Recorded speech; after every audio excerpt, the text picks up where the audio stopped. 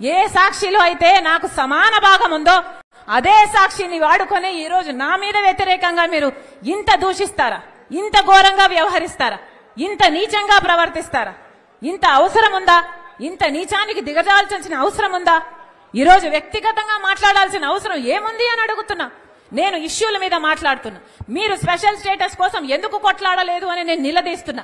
మీరు పోలవరం కోసం ఎందుకు కొట్లాడలేదు, ఎందుకు తేలేదు అని నేను అడుగుతున్నా. బీజేపీతో మీకు దోస్తీ ఉంది, మీరు బానిసలుగా ఉన్నారు. మనకు రాజధాని ఏమైంది, మన బిడ్డలకు ఉద్యోగాలు ఏమైనాయి, కనీసం క్రాప్ ఇన్సూరెన్స్ కూడా ఎందుకు లేదు అని నేను ప్రశ్నిస్తుంటే ఒక్కసారైనా ఒక ఇష్యూ మీద మీరు సమాధానం చెప్పకుండా రోజుకొక జోకర్ చెప్పిస్తారు. అది మళ్ళీ సోషల్ మీడియాలో మొత్తం పబ్లిసిటీ ఇచ్చుకుంటారు. బుద్ధి, ఇంగితం, జ్ఞానం ఏదైనా ఉందా? ఇంత నీచానికి దిగజారాలా? విలువలు, విశ్వసనీయతలు అని పెద్ద పెద్ద మాటలు చెప్పారు కదా, మరి మీకు లేవా విలువలు, విశ్వసనీయతలు? ఆలోచన చేయాలి. తెలుగు ప్రజలు పిచ్చోళ్లు కాదు, అన్ని గమనిస్తున్నారు, అన్ని చూస్తున్నారు. నేను రాజశేఖర్ రెడ్డి బిడ్డను. పులి కడుపున పులే పుడుతుంది. రాజశేఖర్ రెడ్డి రక్తం నాలో ప్రవహిస్తుంది. నేను రాజశేఖర్ రెడ్డి బిడ్డ వైఎస్ షర్మిలా రెడ్డి. నా పేరు ఇదే, నా ఉనికి ఇదే.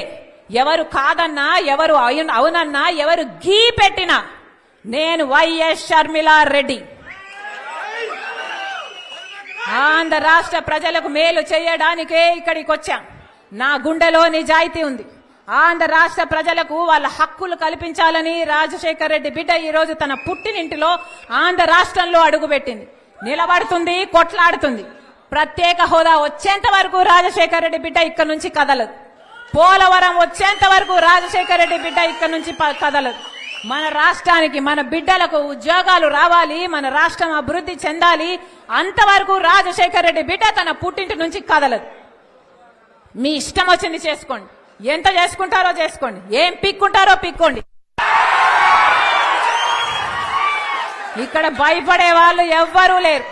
ఇక్కడ ఉన్నది రాజశేఖర్ రెడ్డి బిడ్డ. ఖబర్దార్. జోహార్ వైఎస్ఆర్.